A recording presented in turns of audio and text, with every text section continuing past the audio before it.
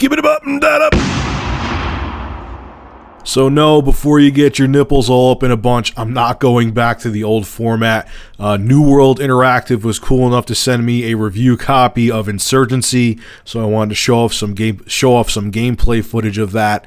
And I also wanted to show tonight some Tomb Raider Definitive Edition for the PlayStation 4. So just for tonight, and when I receive other review copies of games, you will see gameplay footage with news stories just for those nights. So it's going to be 90% me doing live footage for news stories, and when I get a review copy here and there, you will see gameplay footage. Now, Insurgency, this was actually a mod from Counter-Strike. It's made with the Source engine, Valve Source engine, and it's a very tactical first-person shooter. So if you're a run-and-gun kind of multiplayer gamer, this isn't going to be up your alley, but it actually is pretty cool. I had a lot of fun with it. It's all about that communication. You take your time.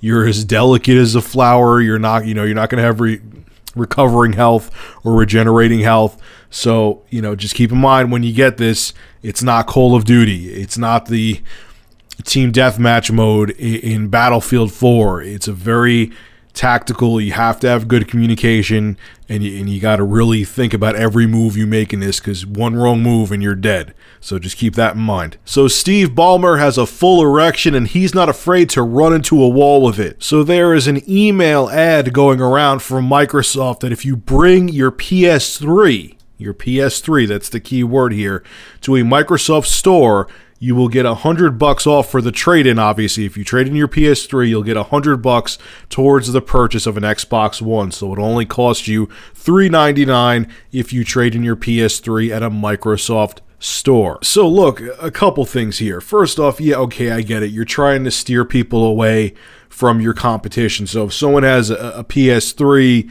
and they're on the fence, you now made the price of the Xbox One, if they're going to trade in their PS3 anyway, the same price as a PS4. I get that part. But this deal really isn't that sweet.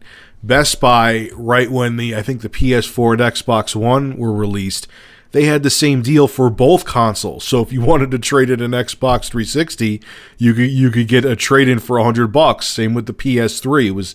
It was guaranteed $100 for both consoles. So this isn't really a sweet deal here, Microsoft. Like, why didn't you make it like $150? I understand it probably you want to kind of not lose that much money on this deal, but if you're looking to catch up to Sony, that 1.2 million sales gap, Sony sold 1.2 million more PS4s than you did the Xbox One. Why don't you make the deal really sweet and say to people, hey guys, if you bring in a PS3, we'll give you $150 towards the Xbox One. So not only will it'll be the same price as the PS4 if you trade in your PS3, you'll actually get the Xbox One cheaper than you would the PS4. That to me would seem more enticing.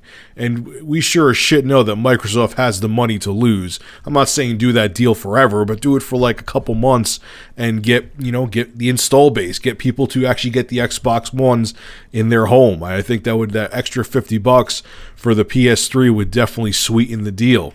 That's just me. Call me crazy. All right, guys, so what's your take on this? Is this whole thing that Microsoft is doing with the PlayStation 3 that they'll give you $100 towards an Xbox One, does that entice you to go out and get rid of your PS3 to go get an Xbox One? Or are you in my camp and you don't think it's really that big of a deal and you don't give a crap and it doesn't entice you to go out and get an Xbox One? Make sure to rate, comment, favorite, and subscribe. And as always, thank you for supporting Review Tech USA. Have a good one.